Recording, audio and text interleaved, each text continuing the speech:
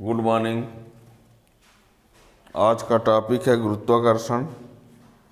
Chapter है गुरुत्वाकर्षण, जिसमें से न्यूटन का सर्वात्रिक गुरुत्वाकर्षण नियम, ये फिजिक्स में बहुत अच्छा टॉपिक है। इससे क्वेश्चन जो है हर एग्जाम में आता है, चाहे वो बोर्ड एग्जाम CBSE बोर्ड हो चाहे स्टेट बोर्ड कोई सा बोर्ड हो। कंपटीशन एग्जाम में भी इससे क्वेश्चन बनते ही रहते हैं, है ना। तो स्टार्ट से लास्ट तक समझना पड़ेगा। न्यूटन का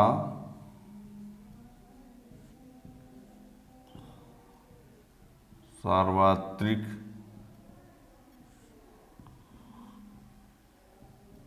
गुरुत्वाकर्षण नियम। न्यूटन का सार्वत्रिक गुरुत्वाकर्षण नियम। न्यूटन का सार्वत्रिक गुरुत्वाकर्षण नियम, इसमें यह बताया गया है कि ब्रह्मांड में हर पिंड दूसरे पिंड को अपनी ओर आकर्षित करता है। प्रत्येक पिंड दूसरे पिंड को अपनी ओर आकर्षित करता है, यानी आकर्षण बल लगाता है। तो न्यूटन के द्वारा ये बताया गया कि यदि आकर्षित करता है तो कितने बल से आकर्षित करेगा, उस बल की गणना हम कैसे करेंगे। तो उनके द्वारा ये बताया गया कि जो बल होता है वो पिंडों के द्रव्यमानों पर भी निर्भर करता है, उनके बीच की दूरी पर भी निर्भर करता है। न्यूटन के द्वारा ये बताया गया कि जब दो पिंड एक दूसरे को आकर्षित करते हैं तो आकर्षित करने में जो बल लगता है वो बल जो होता है वो पिंडों के द्रव्यमान पर भी निर्भर करता है, दूरी पर भी निर्भर करता है। और द्रव्यमान पर निर्भर कैसे करता है कि द्रव्यमान ज़्यादा होगा तो लगने वाला बल ज़्यादा होगा, और द्रव्यमान कम है तो लगने वाला बल कम होगा। और दूरी पर यह है कि दूरी ज़्यादा तो बल कम और दूरी कम तो बल ज़्यादा लगता है। यहाँ तक कि ज़्यादा दूरी तो बहुत कम बल और बहुत कम दूरी तो बहुत ज़्यादा बल, ठीक है ना। ये मतलब दूरी जो है वो व्युत्क्रमानुपाती के साथ साथ वर्ग की व्युत्क्रमानुपाती है, ठीक है ना। यानी तो न्यूटन का सार्वत्रिक गुरुत्वाकर्षण नियम में क्या कहा गया कि इस नियम के अनुसार किन्हीं दो पिंडों के बीच लगने वाला, ये तो पहले कह दिया गया कि विश्व में ब्रह्मांड में हर पिंड दूसरे पिंड को अपनी ओर आकर्षित करता है, और जब आकर्षित करता है तो जो उनके बीच लगने वाला आकर्षण बल होता है वो पिंडों के द्रव्यमानों के गुणनफल के अनुक्रमानुपाती और उनके बीच की दूरी के वर्ग के व्युत्क्रमानुपाती। यानी सीधे सीधे हम यहाँ पर पहुँचेंगे।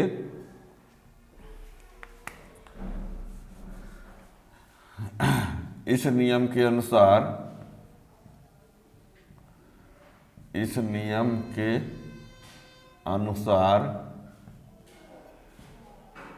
किन्हीं दो पिंडों के बीच लगने वाला, इस नियम के अनुसार किन्हीं दो पिंडों के बीच लगने वाला आकर्षण बल उन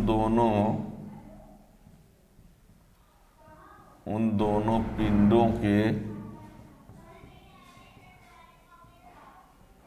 द्रव्यमानों,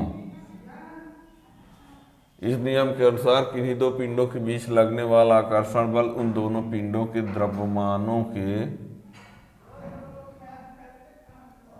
गुणनफल के अनुक्रमानुपाती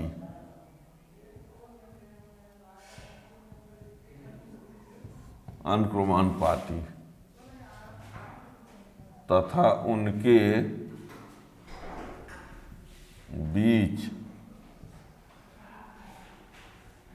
बीच की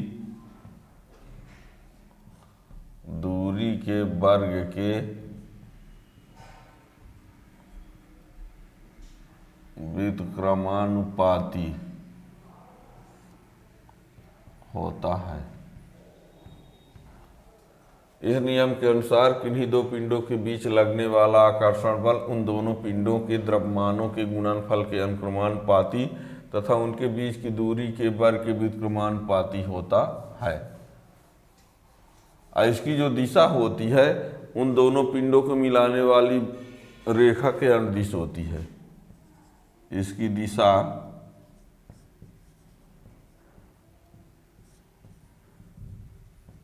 दोनों पिंडों को मिलाने वाली, इसकी दिशा दोनों पिंडों को मिलाने वाली रेखा के अनुदिश होती है। इस बल की जो दिशा होती है दोनों पिंडों को मिलाने वाली रेखा के अनुदिश होती है। और जब दोनों पिंडों को मिलाने वाली रेखा के अनुदिश होती है तो ऐसे बल को केंद्रीय बल कहा जाता है। इसकी दिशा दोनों पिंडों को, इसकी दिशा मतलब बल की दिशा, ठीक है ना, दोनों पिंडों को मिलाने वाली रेखा के अनुदिश। और जब दोनों पिंडों को मिलाने वाली रेखा के अनुदिश बल की दिशा होती है तो ऐसे बल को केंद्रीय बल भी कहा जाता है, ठीक है ना। यह गुरुत्वाकर्षण बल जो है वो एक केंद्रीय बल है, अर्थात यह केंद्रीय बल है, केंद्रीय बल है। ध्यान देना, केंद्रीय बल जब दो पिंडों के बीच लगने वाला बल उनको मिलाने वाली रेखा के अनुदिश होता है तो ऐसे बल को केंद्रीय बल, यह केंद्रीय बल है, ठीक है ना। नीचे लिखते हैं, यदि m1 व m2 द्रव्यमान के दो पिंड एक दूसरे से r दूरी पर स्थित हैं तो देखना, ये रहा एक, ये रहा, ये m1 है, ये m2 है, ये r है और ये f है।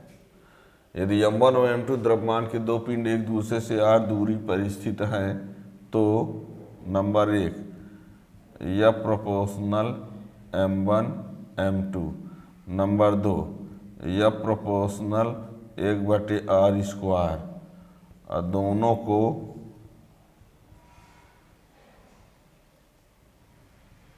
संयुक्त रूप में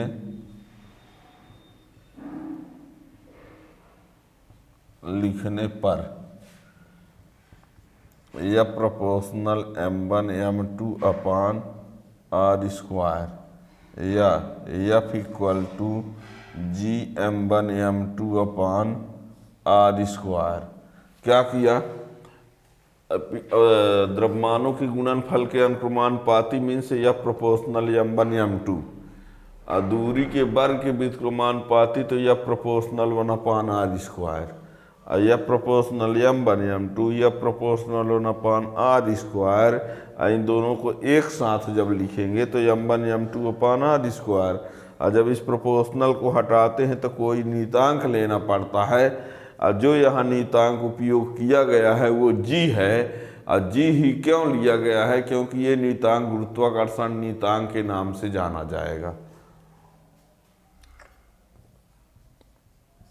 जहाँ g एक नियतांक है जिसे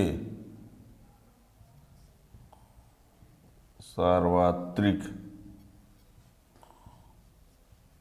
गुरुत्वीय नियतांक कहते हैं, जिसे सार्वत्रिक गुरुत्वीय नियतांक कहते हैं, ठीक। ये हो गया, ये है न्यूटन का सार्वत्रिक गुरुत्वाकर्षण नियम, ठीक। अब यहाँ पर देखिए,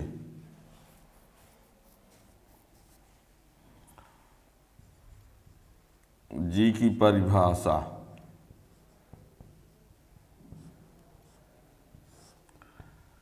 यदि m1 बराबर m2 बराबर 1 kg और r बराबर 1 मीटर तो समीकरण 1 से F बराबर G गुणे 1/1, तो F बराबर G। यानी क्या हुआ, सर्वातिक गुरुत्वीय नियतांक उस बल के बराबर होता है जो इकाई द्रव्यमान के दो पिंड इकाई दूरी पर स्थित होने से एक दूसरे पर आरोपित करते हैं। सुनना, सर्वातिक गुरुत्वीय नियतांक उस आकर्षण बल के बराबर होता है जब इकाई द्रव्यमान के दो पिंड एक दूसरे से 1 मीटर की दूरी पर आरोपित करते हैं। यानी क्या,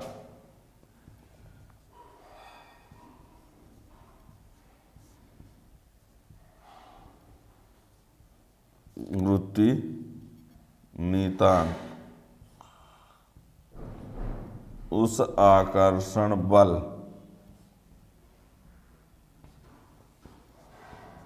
के आंकिक मान के बराबर होता है जब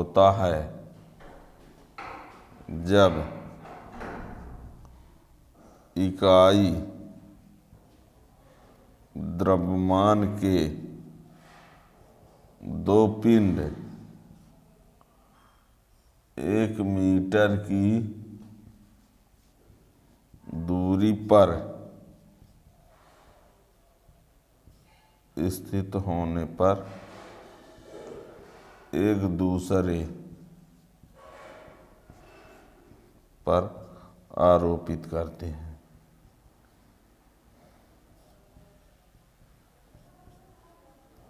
क्या, सर्वातिक गुरुत्वीय नियतांक उस आकर्षण बल के आंकिक मान के बराबर होता है जब इकाई द्रव्यमान के दो पिंड इकाई दूरी पर 1 मीटर की दूरी पर स्थित होने पर एक दूसरे पर आरोपित करते हैं, जितना आकर्षण बल आरोपित करते हैं।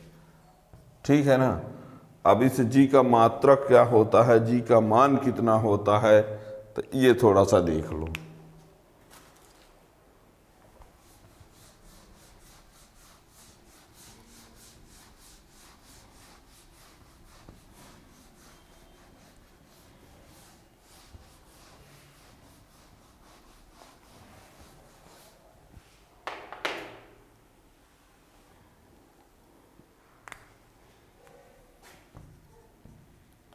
जी का मात्रक, क्योंकि F बराबर आपने देखा Gm1m2/r², तिर्यक गुणा कर देते हैं तो Gm1m2 बराबर Fr², तो G बराबर हो जाएगा Fr²/m1m2। अब देखना, F बल है तो इस न्यूटन, ये मीटर स्क्वायर और ये केजी, तो क्या हो गया, newton metre square kg-2। Newton metre square 2 kg ऊपर जाके kg-2, ये इन SI पद्धति में, और यही डाइन इंटू सेंटीमीटर स्क्वायर गुणे g-2, ये किस में होगा, CGS में, CGS पद्धति में। ठीक है ना। Newton metre square kg-2 SI में, SI मतलब SI पद्धति आए है, और dyne into centimetre square g-2 CGS पद्धति में। ठीक है ना। और इसका विमीय सूत्र क्या होगा वो भी देख लो। विमीय सूत्र वही Fr²/m1m2 से लगाओ, इसका होता है ml² यानी mlt-2 l², ये m1 का m, ये इससे कैंसिल, तो ये m ऊपर जाएगा तो -1, ये l³ हो जाएगा, और ये t-2, तो ये इसका विमीय सूत्र हुआ। जी बराबर F R square upon m1 m2। तो एफ बल है तो बल का होता है m_L_T -2, आर लंबाई है तो एल स्क्वायर, और m1 द्रव्यमान है तो m एक ठो m से m कट गए, ये m ऊपर गया तो -1, एल और एल स्क्वायर मिलकर L³ T -2।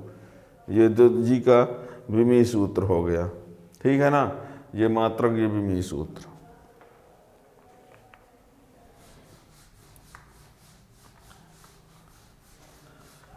इसका मान क्या होता है, जी का मान भी जान लो, 6.67 × 10⁻⁻11 न्यूटन मीटर स्क्वायर kg-2। ये ठीक ध्यान रखना, यह एक अदिश राशि है, ठीक है, जो जी का मान आया है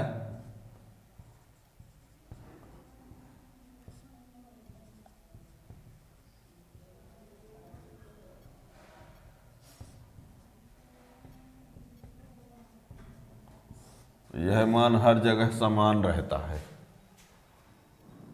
ठीक है ना। और ये कैसी राशि है, अदिश राशि, इसका विमीय सूत्र ये है, ठीक है ना। सर्वाधिक गुरुत्वीय नियतांक इसीलिए कहा गया है कि इसका मान हर समय हर परिस्थिति में क्या होता है, समान रहता है, ठीक। अब यदि ये टॉपिक आप लोगों को समझ में आ गया है तो इस प्रकार के नए टॉपिक को जानने के लिए चैनल को सब्सक्राइब कर लेंगे तो नए टॉपिक का जब भी वीडियो बनेगा तो उसका नोटिफिकेशन मिल जाएगा। Thank you.